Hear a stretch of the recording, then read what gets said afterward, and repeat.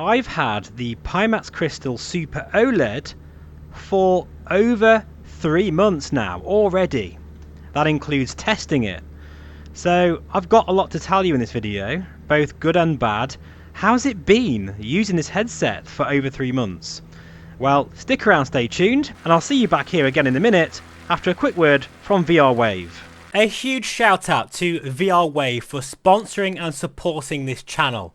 They do produce the best lens inserts that I've come across for a full range of VR headsets that include HTC, of course Pimax, which you're looking at right now, as well as the Quest, Valve, PSVR 2, you get the idea. And the great thing about lens inserts is they help keep your lenses free from scratches, but also they do account for astigmatism if you're nearsighted or farsighted, and with blue light filters they also help combat motion sickness and insomnia. So make sure to check out my 5% discount in the description below. Right then folks, so let's get into this video, and just to say thank you for being here, it really truly means a lot. This VR journey we're all on, especially when it comes to flight simulation as well, it's just incredible how things have changed and, you know, really improved over a short time. Look at this, wow. Anyway, right, so Crystal Super, 3 months, how's it been? Let's talk about perhaps a negative first of all. Let's just go straight to the negatives, okay? Because they are a few with this headset, believe it or not. The comfort was actually a negative for me, mainly because I've got a large nose, and it's quite a kind of fat nose really. I had an issue with the lenses touching my left nose, especially when looking left, and that was also because of the headset kind of wobbling on my face a bit. So I've been looking at options out there to kind of really dial in that comfort, and I'm really glad to say I have found it. Now this isn't sponsored, okay, this bit is not sponsored, the VR Wave bit was, this isn't, okay, but I really want to share this with you.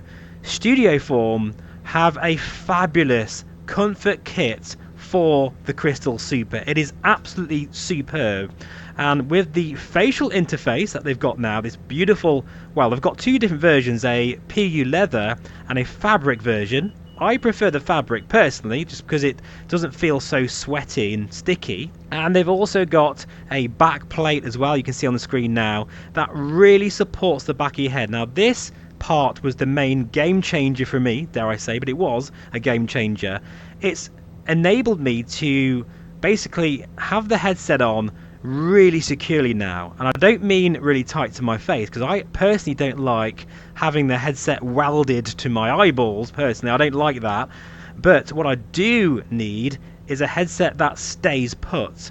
And the thing is about the Crystal Super, and it is a negative in many ways but also a positive, is the fact it is a large headset housing a tiny micro OLED module. The great thing about that though is that I can swap this out for the ultra wide QLED and have way brighter colours and 138 degrees horizontal as well. So there is actually a very good case for the Super OLED, because you can change the modules. You can't do that on the Dream Air, so there is that, but it is a bulkier headset. Gotta say though folks, friggin' hell, with the Studioform kit, it's made a Herculean difference, a massive difference. This is supremely comfortable now, even though it probably doesn't look like it. It probably looks like I've got a toaster on my head, but rest assured now I can fly for 3 or 4 hours. Before, in my main review of the Crystal Super OLED, I could only manage about 2 hours tops. And that was just simply because of the lenses protruding out and hitting my nose. The weird thing is though, this hasn't really affected my field of view too much. Maybe a little bit, a couple of degrees down. I'm probably around 112, 110 degrees, but that's still very, very nice and perfectly fine for me. So I just had to mention the comfort because it was a bit of a negative for me. Even though the module itself is light, much lighter than the QLED variants, the lenses were just irritating me because they do kind of stick out a lot more than the QLED lenses. So a massive plus there, and I must admit, Studioform, the kits you can get from their website are immense, and I do have a 5% discount code. I'll link that in the notes below for all things Studio Form, whether it's this, the Big Screen Beyond, you know, or many other headsets out there like the Quest 3. So that's the comfort sorted, and that was a negative for me, believe it or not, you know. And that's not just because it's a big headset. That wasn't really the issue for me. It was just the lenses sticking into my nose and causing a dent in the side of my nose. Oh, look at these visuals here. Unbelievable. I keep overspeeding though, sorry. Let's just concentrate on flying as well. So let's now talk about the main party piece here. That is the visuals. Quite simply, they are the best VR visuals you can get. They beat the pants off anything. They beat the pants off the Megan X, which is my current sort of main daily driver just because of the form factor. But when I look at this panel, and I've been using, funny enough, I have been using the Megan X recently and the Big Screen Beyond. When going back to this, there is a big difference. There is. I actually said before there's a slight difference, but no, I personally feel the 4K Sony panel has an edge. It's just a bit brighter, and it's just perfect in terms of there's no blemishes, there's no filtering effects, there's no mirror graininess or anything. I'm looking at those clouds, which kind of look a bit crap, if I'm honest. I reckon that's just this scene. They look like cauliflower. But if I look at the white and the blue and just the plain backgrounds here, friggin' hell, like there's absolutely nothing there. It doesn't feel like I'm looking through a screen. And I have mentioned this about micro OLED before, but the Sony panel just, well, it just takes it up a notch. It really does. The visuals are unbelievable in this, they really are. You get fabulous blacks, although for some reason the blacks aren't as good in MSFS 2024 than other experiences, but I think that's an Asobo thing, I don't really know. Oddly as well, the Megan X and Big Screen Beyond has deeper blacks than this in this sim. Let me show you that now. If I go completely pitch black, for some reason the blacks are still amazing, don't get me wrong, but they're just not as black as they are in other micro OLED headsets in this sim. If I try X-Plane, DCS World, Half-Life Alyx, After the Fall, what else have I been trying? Oh yeah, Metro. They're all perfectly black in this headset, so it's not a thing with this headset. It's just a weird thing with this sim. And I don't know why that is. Let's try live weather and real time. Actually, no, because it will be dark. You nit. Hang on. Let's have a look. Oh, look at that. Oh, that looks beautiful. Very nice. So yeah, the colours. This is a perfect example, actually. The colours in this, even though they might be a little bit oversaturated, I actually like that. I just think they pop out so well. It is, without any shadow of a doubt, the best VR visuals you can get in 2026. Period. It really is. And that includes the lenses. The lenses in the Crystal Super OLED and Dream Air are the same, and the optics are wonderful.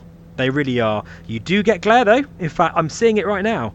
With this sort of scene here with the sun low in the sky, I'm getting some glare at the bottom of the lenses. There are some YouTubers out there, oddly, that say that the glare is hardly even visible, but I disagree. I think the glare is more pronounced than that.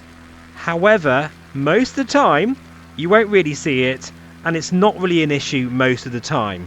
But if you hate any glare, then don't get this headset. Get a QLED headset instead, because you will see it sometimes.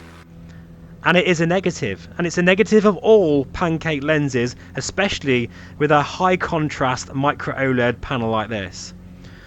Does it bother me? No, not at all, I'm glad to say. The days of glare being a deal breaker are well and truly over. So in terms of the lenses, they are the best pancake lenses for any micro OLED headset out there, and they're actually quite comparable to that of the Quest 3. Massive congratulations to Pimax for really pulling this off. The sweet spot is nice and wide. It's not, completely to the edge, but it's very nice and wide. And let me tell you, to be able to produce a lens this good with a teeny tiny micro OLED panel is so difficult, but they've managed to pull it off. and I've got nothing but praise with these lenses really. I think the only things I will say, like I've said, is the glare and maybe a slight bit of warping, but that's related more to the distortion profile. I'm saying that really, but I'm being incredibly picky. It's a non-issue for me, folks. The things I've mentioned are a non-issue. These lenses rock, and you'll love them. I think, anyway. Most people will love these lenses. So, getting back to the panel as a negative, there is another negative, and that is colour fringing or brown tinting on the edges. It's something that I've mentioned again quite a few times, and if you come from, say, a normal traditional LCD panel, you might notice it straight away, especially in a scene like this. Again, perfect timing, as we're going through this sort of layer of whitish cloud. If I really look for it, there is a colour change on the far peripheral of my vision, and it goes a bit brown.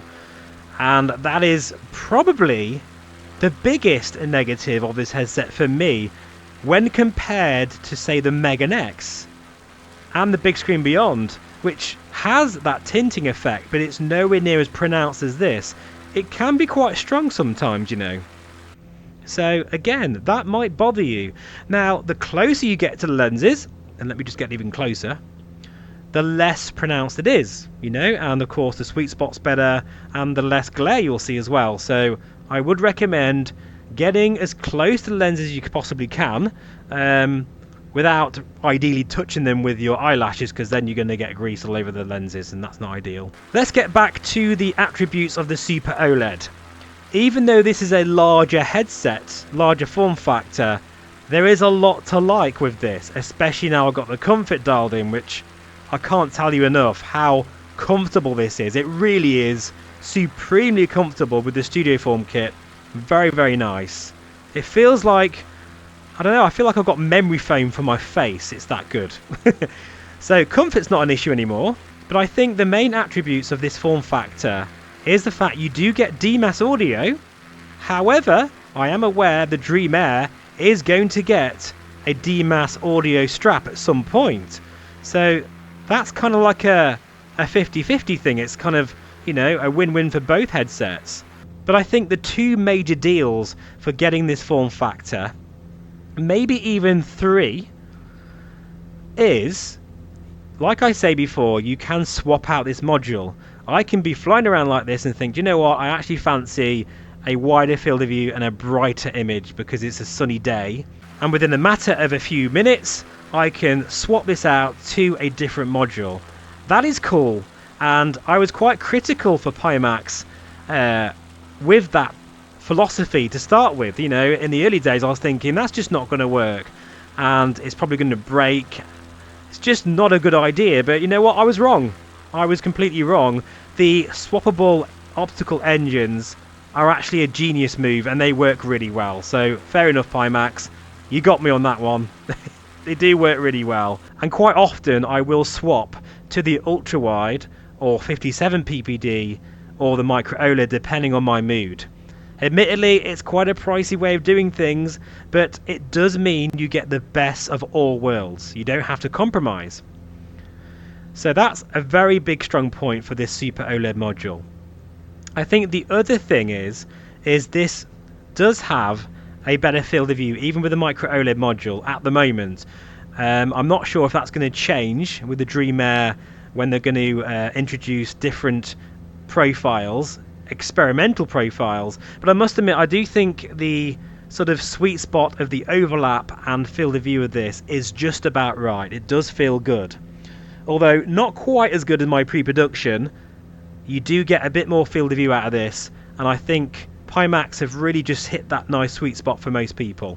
Now, the other major thing for getting the Super OLED is inside-out tracking. I'm not using base stations, and something I have learnt from all of the comments on my channel recently, and thank you for commenting, I really appreciate it, is you guys don't like base stations. Now that I've said that, I bet you I'll have 20 comments of people saying that base station tracking is the only way to go. You can't really win, but in any case, base station tracking is better than this. It is, but it is a bit of a faff. You do have to have maybe stands in your room and obviously buy them, which they're getting more expensive and they're getting a bit difficult to even find in 2026. I do feel base station tracking is going to be more difficult to justify, as I mean, even Valve, I don't think they're making their base stations anymore. So, you know, inside out tracking, especially for flight simulation purposes, with this headset works perfectly well, and it's a massive cost saving. So really, I've gone through some negatives, gone through some good points.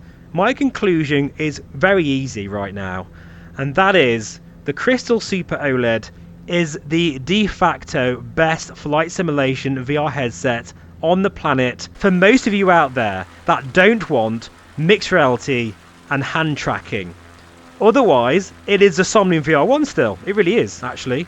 But for those out there that love 4K micro OLED, you're a junkie like me that wants the best VR visuals out there, this is it. Absolutely. The question is, will the Dream Air change things? Well, the thing is, it might do in terms of form factor, because that's the main thing about that, is form factor. But when it comes to all the other things, like I've just mentioned, the swappability and flexibility of using different modules, the inside-out tracking solution, at the moment the DMAS audio, and perhaps one more other thing, which I haven't mentioned, and that is some people actually do like this form factor and the sort of feeling of being inside a helmet, you know. For example, Mark from Get Your Game On, he actually really likes his form factor, and by the way, if you haven't checked his channel out, please do. Superb channel, love Mark to bits. He's a true VR enthusiast, and I highly urge you to check his channel out and give him plenty of subs and likes. But anyway folks, I think that will do for this video. I friggin' love this headset. It is absolutely right up there as a top tier flight simulation headset, and in terms of VR visuals, it is way ahead of anything out there right now. Thanks for watching folks, I hope you enjoyed this video. Please feel free to subscribe. I do have a nominal discount for any Pimax headset. I tend to forget to mention that because I'm just a terrible salesman when it comes to promoting my affiliate links, but if you do appreciate all the videos I'm making, and they do take a lot of work guys, they really do, and you'd like to order your Pimax Crystal Super or Light or whatever it is, Dream Air, I do have a discount in the notes below. Please feel free to use it. And from this incredible scene here in Microsoft Flight Simulator 2024 using dynamic foveated rendering, this looks unbelievable. I'll bid you farewell. Thanks for watching, and I'll see you again very soon. Bye bye for now.